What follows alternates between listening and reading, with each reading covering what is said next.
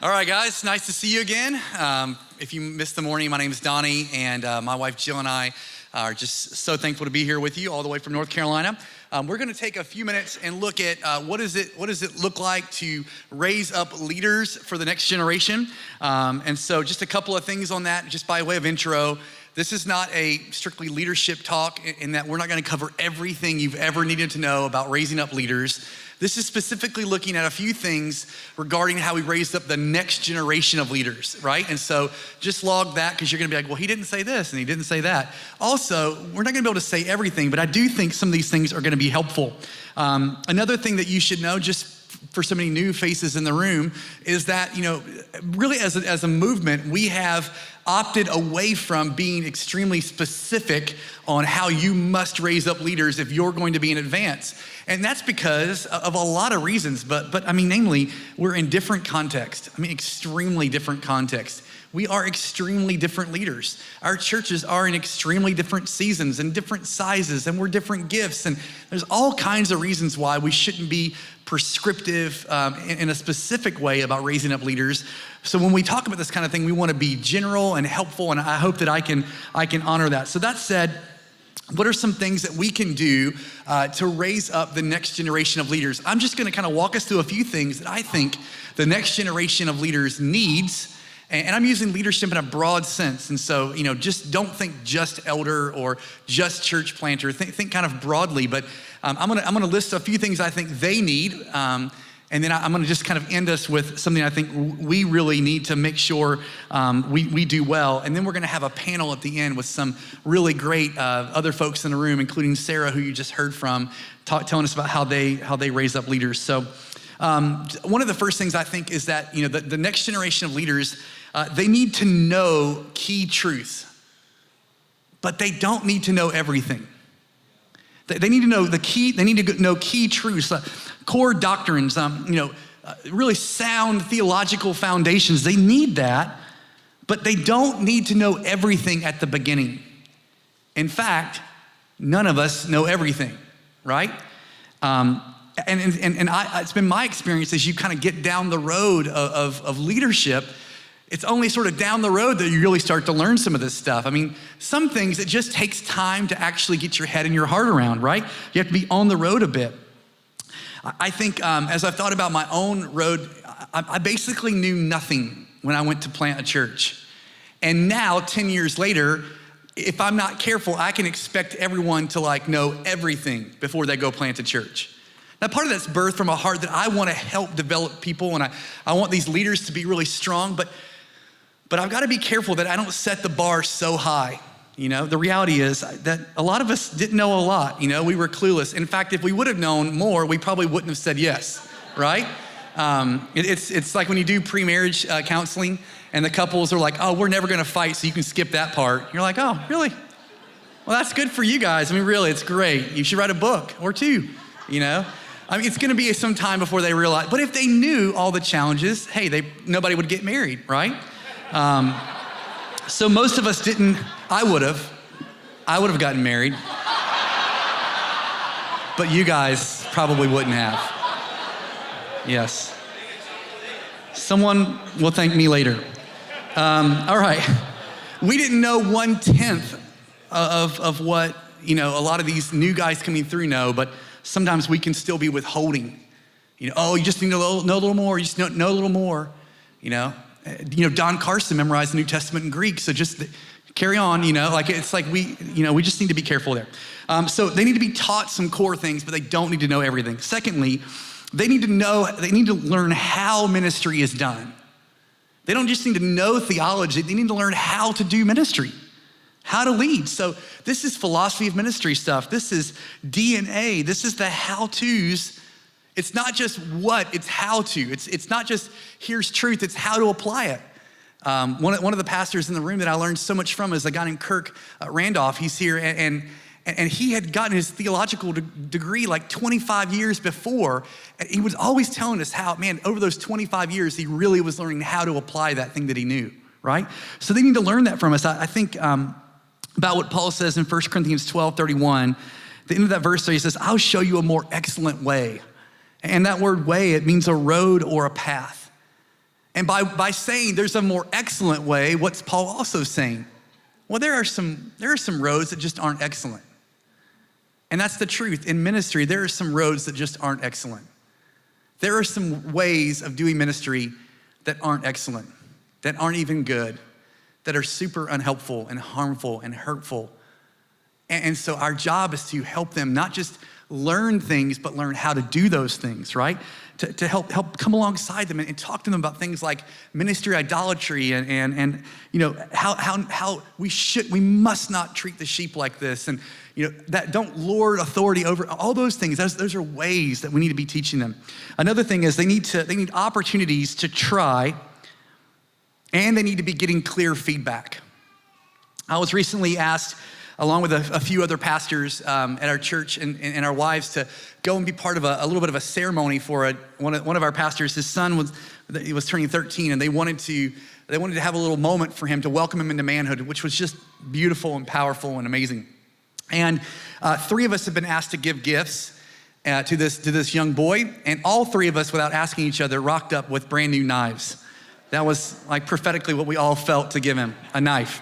And so he's standing there holding the first knife, and he, in the middle of his dad really prophesying over him this powerful thing, he cuts himself. And I mean, I can see blood straight away. And I can tell he's hurting, and he doesn't want to talk about it. It's just hectic. I mean, there's a fire, there's all these men, we're all watching him. He just got given this, we just said it's a big responsibility. He's already cut himself.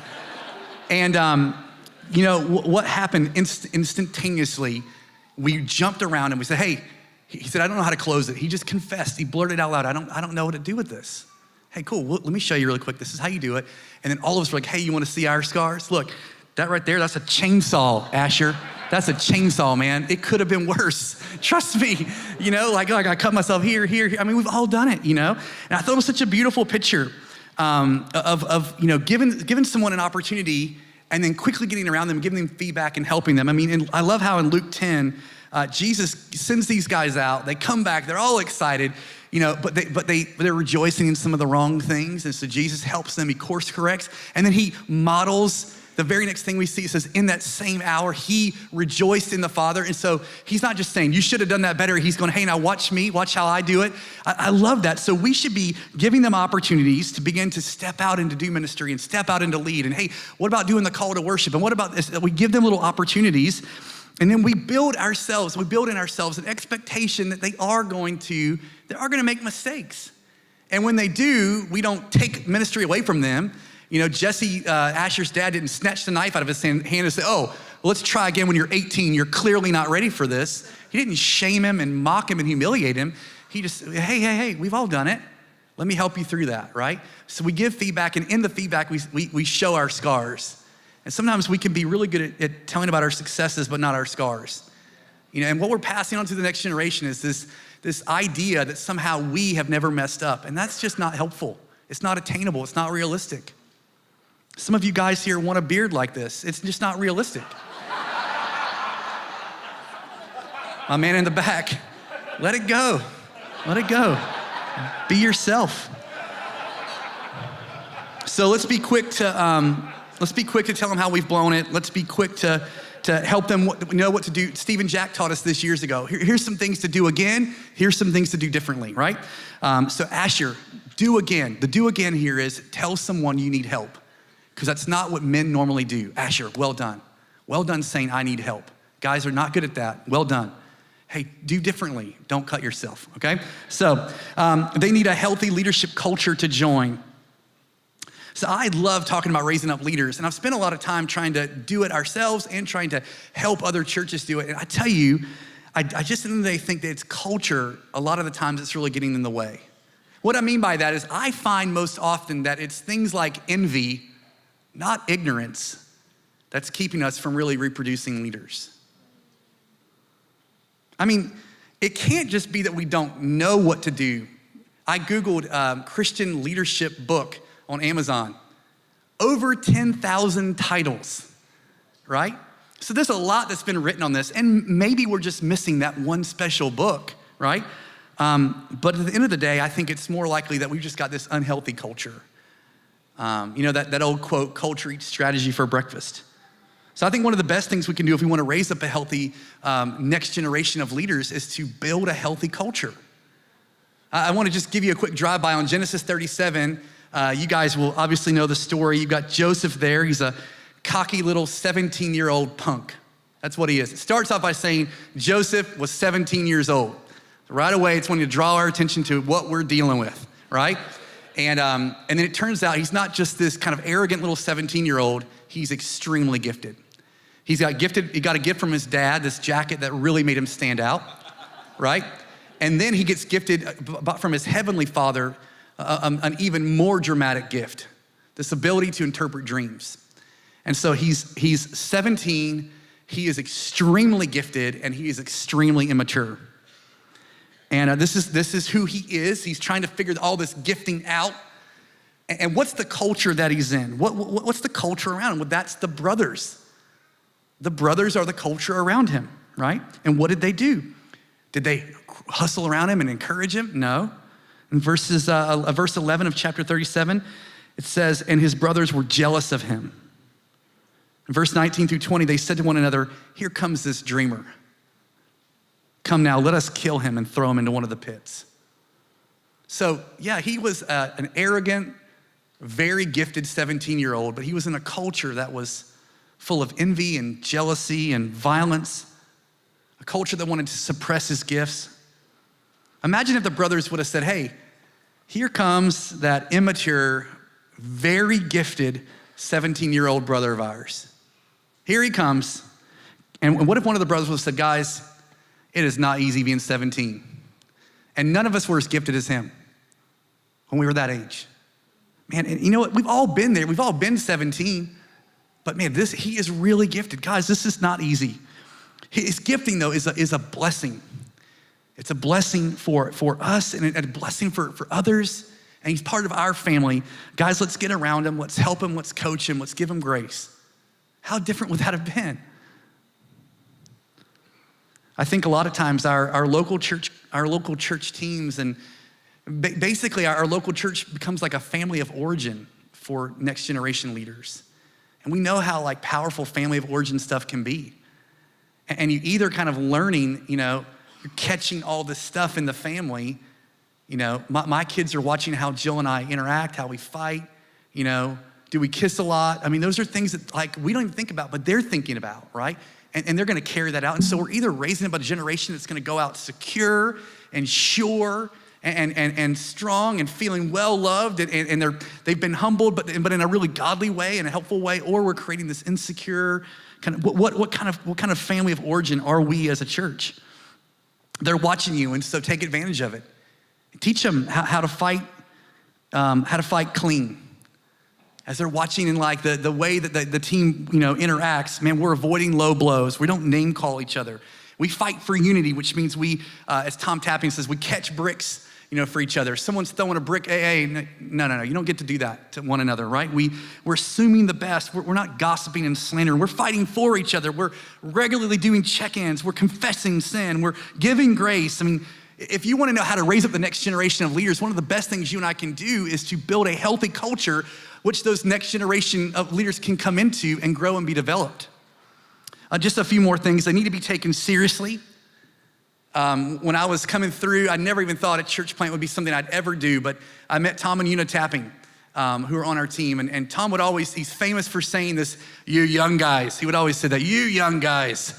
And what he could have meant was, I'm so irritated by you young guys. You young guys drive me nuts, right? But that's not what Tom meant. Tom would always say, us old guys, I'm not so sure. I'm doing a terrible Tom impersonation. But he would say like, us old guys, hey, I'm not so sure. But you young guys, you're a generation that God is gonna use. That's how he would always talk. You know what that did? It made me feel like I had a role to play. It made me feel like I had a space to play it in. And it made me feel like there was this warrior cheering me on. That is so good, man. They need to be taken seriously. Are they hearing from us kind of the classic old man talk? Oh, you little punk staring at your phone. We didn't have phones in our day. We had to climb, we had to go to church uphill both ways in the snow and blah, blah, blah. Is that what they're hearing? Or are they hearing, hey, man, I take you guys seriously. There's calling on you. There's gifting on you. There's potential in you. Yeah, you're a bit of a mess, but man, it's beautiful what God's gonna use you guys to do. Just a couple more. They need to have clear calls to move forward and come through. Oh, they don't show up for anything. Well, have you ever invited them? Being drugged to church by your parents is different than someone saying, hey, I'd love you to join us for the prayer meeting. They're like, why, you need a babysitter? No, I want you there. I want you there. I want you to stand right next to me. Watch how I do this. Man, God may put something in your heart to share.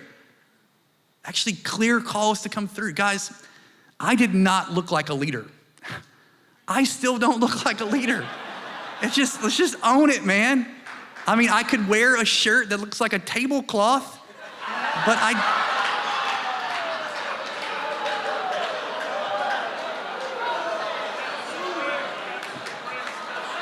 Too far.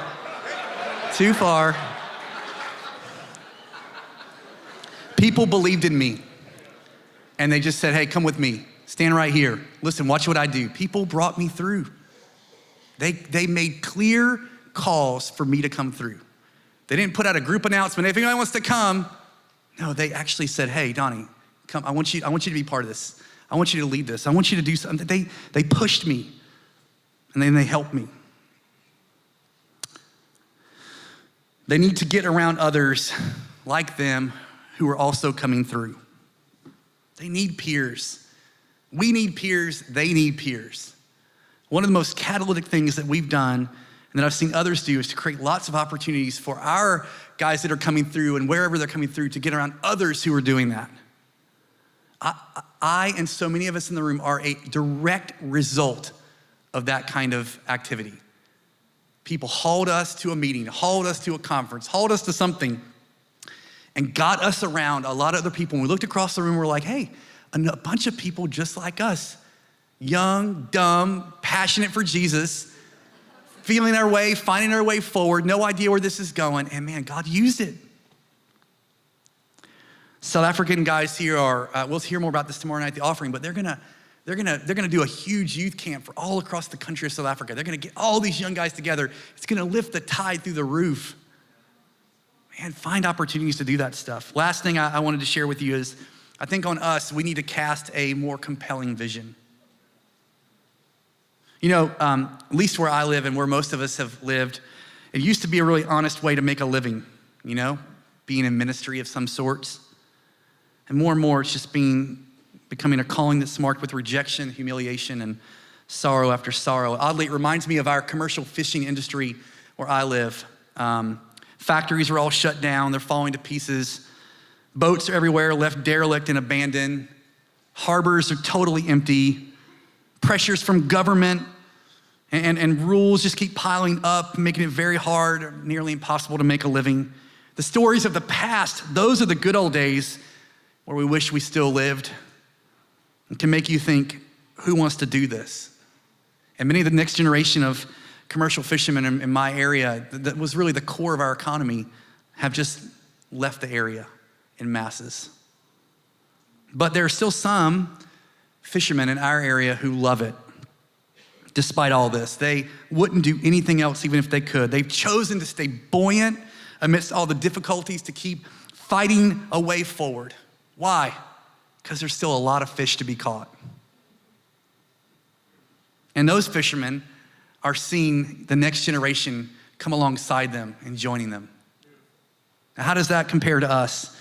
Man, there are so many empty and abandoned church buildings when you really survey the landscape.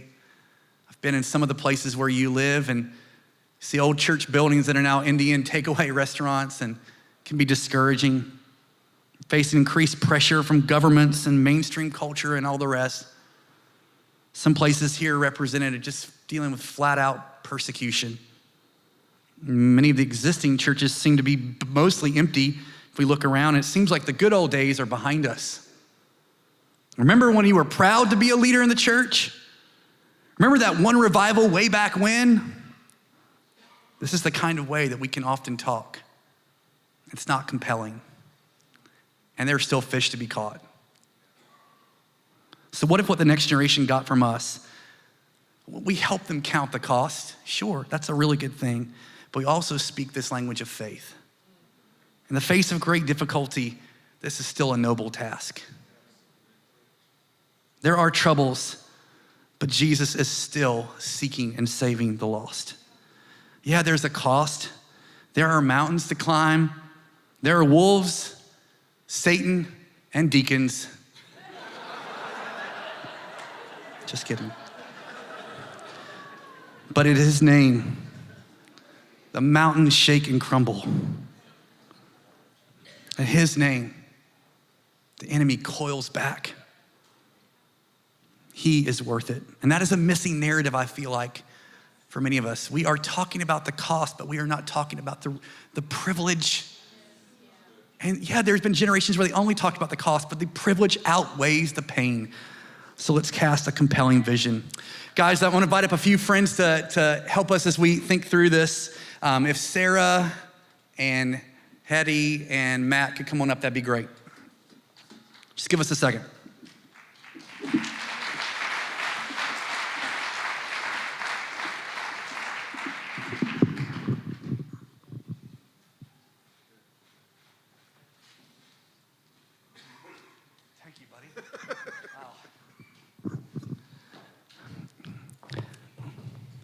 Thought my panel had abandoned me. Come on up, guys. All right. Hello. So, no, go ahead, fine. Just, you don't have to ask. I feel like a pregnant lady sometimes. Just people touching. Yeah, I know. Okay, I want to quickly introduce these guys. We've got a little bit of time here, but I want to just hear from you. Three really dynamic leaders. There's four of us. One person's going to translate in case you're like, this guy cannot count. But want to just hear from them. They're leading in really different contexts, and I think that's important for us. So quickly, can you just introduce yourself? Just give us your name, where you're at, and how long you've been in leadership. Matt from Gateway Church on the south coast of the UK, been in leadership for 24 years.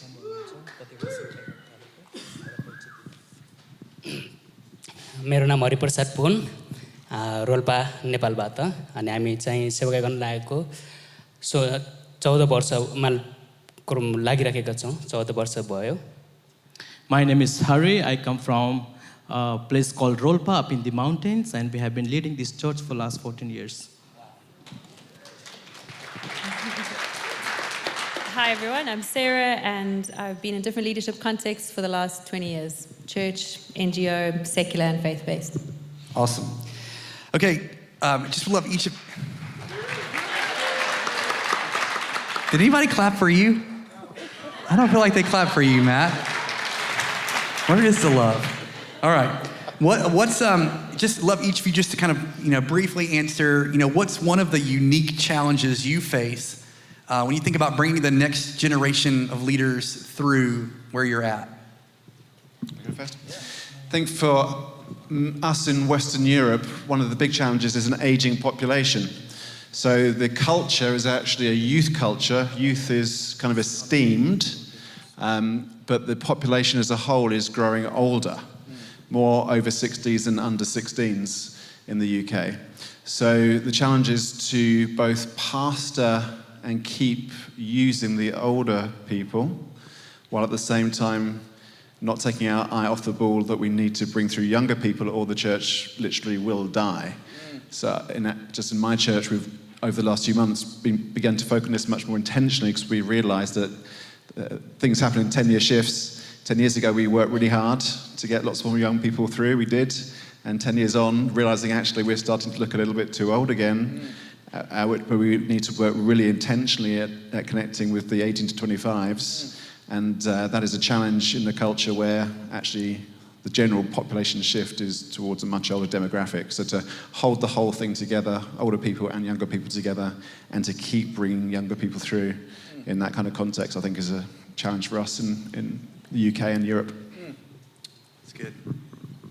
विशेष गरेर यो 14-15 वर्षको उमेरमा यो बालबालिकाहरूलाई विशेष गरी पास्टरहरूको छोराछोरीलाई विश्वासीको छोराछोरीलाई उनीहरूलाई प्रभुप्रति उनको प्रार्थना गर्न प्रभुको वचन उनीहरूलाई याद गराउन अनि यो क्षेत्रमा उनीलाई निकै गाह्रो पर्दो रहेछ. One of the challenges that I have faced myself that we raised two boys and sometimes they tend to take things for granted, and we do teach other children, but sometimes it's a bit difficult to train your own children the way they should go. मैले चाहिँ के गरिरहेको छु आफ्नो चर्चमा होइन यो गएको दिनहरूमा मैले यही कुरा सिकाउँदैछु जो अहिले जेनेरेसन बाई जेनेरेसनमाथि सिकाउने र पिँढी दर पिँढी कसरी हामीले हस्तान्तरण गर्ने जाने भन्ने बारेमा म मण्डलीमा सिकाउँदैछु र सबै विश्वासीहरूलाई र सबैका बच्चाहरूलाई सबैका आमा बुवालाई मैले चुनौती पनि दिन्छु कि तपाईँको आफ्नो बच्चा पहिलो प्राथमिकता तपाईँहरूको जिम्मेवारी हो. तपाईँले उनीहरूको विश्वास नहराउन दिनुहोस्, उनलाई प्रभुदेखि टाढा नहुन दिनुहोस्, उनलाई प्रभुमा बचाउनु र प्रभुतर्फ उनलाई फर्काउनुहोस् भनेर मैले उनीहरू चुनौती पनि दिन्छु र म आफैले पनि आफ्नो बच्चाहरूलाई त्यो कुरा सिकाउँदैछु.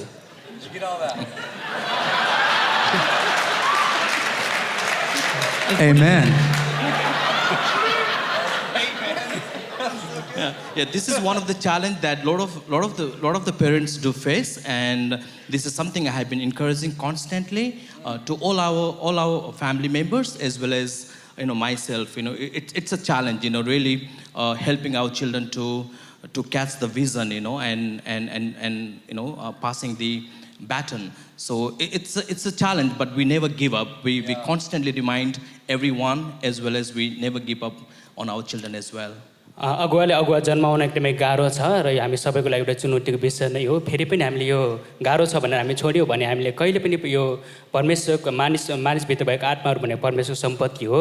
तिनीहरूलाई परमेश्वरको भण्डारमा जम्मा गर्नको निम्ति अगुवाहरू चाहिन्छ. त्यसैले हामीले चाहिँ अगुवाहरूलाई तयार गर्नमा हामी कहिले पनि हिम्मत हार्नु हुँदैन. It's a challenge, but we never give up. If we don't train them, who gonna train them? So let's not give up on the generation to come. So I think in the South African context, we have a leadership crisis in some ways. And if you look at sort of the 18 to 25-year-old age gap, you've got 56% of young people are unemployed. So many young people are in survival mode, just trying to find jobs and finding alternatives to things like gangsterism or just behavior that will take them down the wrong path. But in my own life and in leading people in organizations, my greatest struggle is actually one of time. And I think calling things out of people and giving people the encouragement and the courage to, step into tough spaces or harder spaces out of their comfort zones requires time. It's sitting with people, it's having those coffees, and it's putting aside, a document you might be writing or a sermon you might be preparing or what budget or whatever, meetings you have to attend to, and just deciding this has really got to be in your diary. You've got to call it out of people, and it takes time. So that's my personal challenge. That's good. I think just one of the common themes that I'm hearing are it takes a lot of intentionality. Like none of these guys are bringing through leaders, by accident. It's not like, oh, look, 100 more leaders showed up today. This is great. No, they're all like very intentional. And it's even taking some courage, to take people on and to call things out and to hold them accountable. That's stuff that, it's challenging, Just one last question, and maybe Sarah, we'll start with you this time. What's one thing that you found kind of most helpful? You said it just takes time. It's hard, all the rest. Like what's been one of the things that's been most helpful for you guys in bringing through the next generation? So I love it when I see potential in someone and then I can look them in the eyes and I can say, I see this in you and I believe it, that there's something more for you. And then I always get surprised because people often don't see themselves the way God sees them or the way we see them. And then throwing them in the deep end, giving them an assignment, not really, but just giving people that we lead or people that we're managing or following, people that we're following, giving them bigger assignments, putting them into spaces that are going to stretch them and walking with them. And then I think something that's helped me always is to always be following while we're trying to bring people through or develop staff or grow people. I always ask, well, who am I learning from? I've always got something to learn. So. That's great. पहिलो कुरा त हामी कतिपयको तयारी गर्ने कुराहरूमा अगुवा हौँ भनेर चाहिँ एकदमै ठुलो स्थानमा बसेर कतिपय अधिकार जताउने मात्र गर्दछौँ तर हामी त्यसरी नगरेर उनीहरूलाई चाहिँ आफूले जस्तो आफू छ त्यस्तै उनीहरूलाई पनि त्यसरी नै उनीको अगाडि प्रस्तुत गऱ्यौँ भने उनीहरूले सहज प्रकारले हाम्रो कुरा सुन्न तयार हुन्छ Yeah, one of the things as a leader that I have learned that you have to invite other people into your life and let them see and observe, and that would really help in some extent. They catch from our lives. कतिपय त मैले आफ्नो जो सेवाका क्षेत्रमा आफ्नो चर्चमा म कहिले पनि आफूलाई चाहिँ म उनीहरूको अगाडि एकदमै ठुलो व्यक्तिहरूको अगुवाको जस्तो मैले प्रस्तुत गर्दैन र त्यसैले उनीहरूको लागि म एकदमै उनीहरू जस्तै उनीहरूसँग नाच्छु पनि खेल्छु पनि उनीहरूसँग हाँस्छु पनि उनीहरूसँग गाउने ठाउँमा गाउँछु पनि अनि उनीहरूले सोच्छु कि यो हाम्रो चाहिँ अगुवा यति उन्न भएर हामी जस्तै हुनुहुँदो रहेछ एकदम फ्रेङ्कली हुनुहुन्छ भनेर हामीसँग मसँग कुनै पनि कुरा हिचकिचाउँदैन कुनै पनि कुरामा उ गर्दैन उनीहरू तयार हुन्छ सबै कुरा It's very important as a leader not to keep ourselves up in the higher pedestrian, rather living a life down to earth and really identifying with them who they are and walking with them in day-to-day life, and that has really helped us. त्यसको मतलब यो पनि हैन कि उनीहरूले मलाई आदर गर्दैन सम्मान गर्दैन एकदमै धेरै आदर गर्नुहुन्छ सम्मान गर्नुहुन्छ तर धेरै जवान हुनुहुन्छ अहिले यतिखेर हामीसँग र हामीले उनीलाई ट्रेनिङ दिँदै छौं सिकाउँदै पनि छौं कि अगाडि जो एक दिन हामीलाई थाहा छ कि हामी एकदम मर्छौं र हामी मरिसकेपछि हामीले अगाडि जेनेरेसनले तयार गरेनौँ भने यो परमेश्वर कार्य यहीँ रुक्छ अनि अगाडि कसले लिएर जाने त्यसैले उनीहरूले त्यो परमेश्वर कार्य अगाडि लिएर जानको निम्ति हामी चाहिँ एकदमै त्यो तयारी गरि नै राख्नुपर्छ गर्दै जानुपर्छ Yes, when we live down to earth life, it's not that they're not going to respect us. In fact, they will honor us and respect us for who we are. And that is something, we need to sort of constantly sort of practice in our life and really, let them see who we are. Yeah, if you're not familiar with the story of the guys who are here from Nepal and India, it feels like every time we turn around, they've planted like 50 more churches. And so it's okay if they give multiple answers because they're doing a lot more than all of us. So we're so honored to learn from you guys, man. We feel so privileged to have you here. So Matt, how would you answer that question? What's one thing that you found most helpful in bringing through the next generation of leaders? I think a big thing for me to learn, and I'm still learning it, is to look for people who aren't just like me. I think we can all tend to have a narrow bandwidth of what we think a leader looks like from our own experience. And to see that actually God works through all kinds of people, and there's people who might be very different from me in terms of their personality, makeup, their personal history, all that kind of stuff. But if they have faith and a godly ambition, then God can use that. And then the key thing for me is to speak faith to them. So I believe that you can actually be a leader that God has called you to be. It's going to be a different pattern, different shape from me perhaps, but that's beautiful, and we need you in our team to strengthen us because we need that breadth. So to look for that kind of diversity and to call it out with faith. Awesome.